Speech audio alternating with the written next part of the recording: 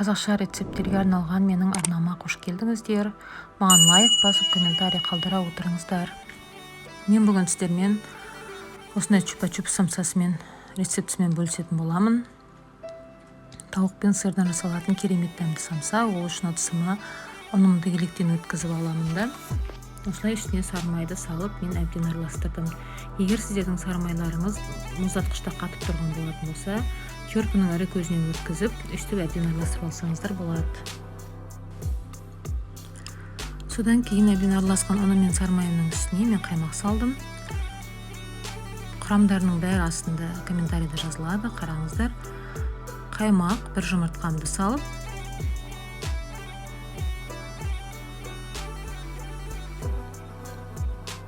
және тұзымды, разрыхителімді салып, әбден жақсылап араластырып, самсаның тестісін дайындадым.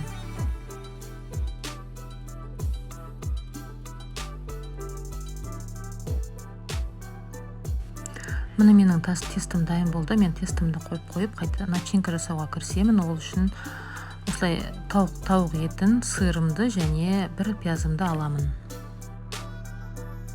Жаңа алған тауық еті мен жуамды мен блендерден өткізіп алдым.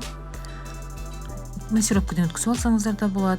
Мен блендерден алдым да үстіне сырымды теркінің ірі көзіне өткізіп салдым. Енді бұны тұзымды, бұрышымды салып дәмін келтіремін.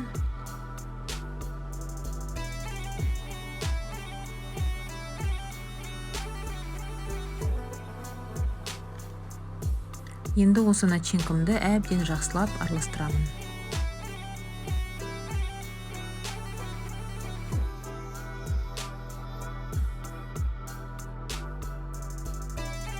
Мен дайын болған начинкамды осылай өлшеп аламын. Себебі қазір теңдей бірдей бөліктерге бөлу үшін, бәрінде де бірдей болу үшін осылай өлшеп аламын. Менде 620 грамм фарш шықты. Енді тестімді алып, мен қазір 25 граммнан өлшеп бәрін бөліп шығамын.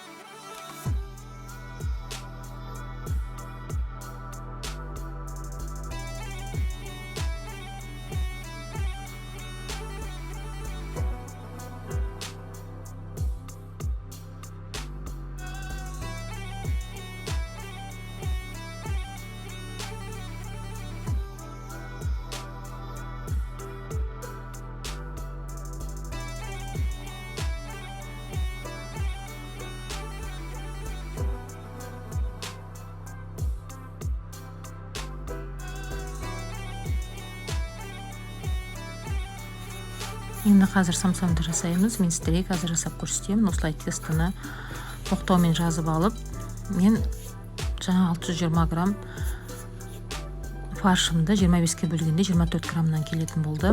Соны 24 граммға өлшеп саламын.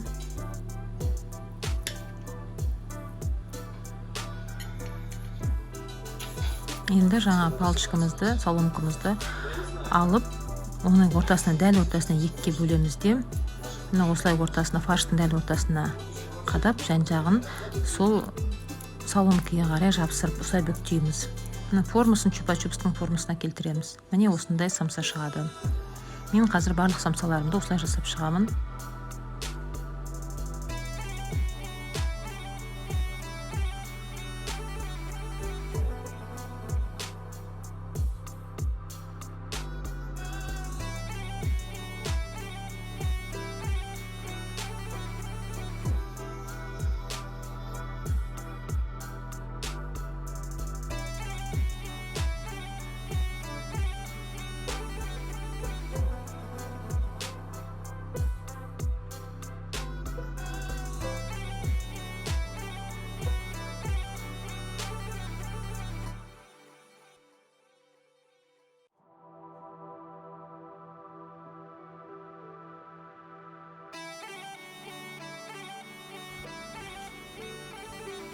Міне мен самсаларымның бәрін дайындап шықтым. Мен бұл самсаларды дәл қазір пісірмеймін.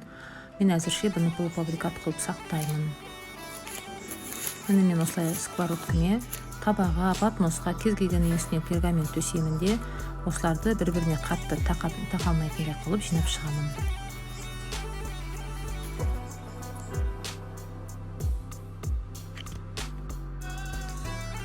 Самсалардың бәрін осылай батмосқа, кез келген ыдысқа үстіп қатырып, мұздатқышқа салып қатырып аламын да, мен сосын мешочкке салып сақтап қоямын. Кез келген уақытта бетіне жұмыртқа жағып пісіре қоямын. Міне мен алдында дайындап қойған минутка самсаларым. Осылай салапанға қатқаннан кейін осылай салапандарға жинадым да, кісі келгенде бетіне жұмыртқамды жағып, осындай қылып пісіре қоямын. Сіздер де жасап көріңіздер. Ас болсын.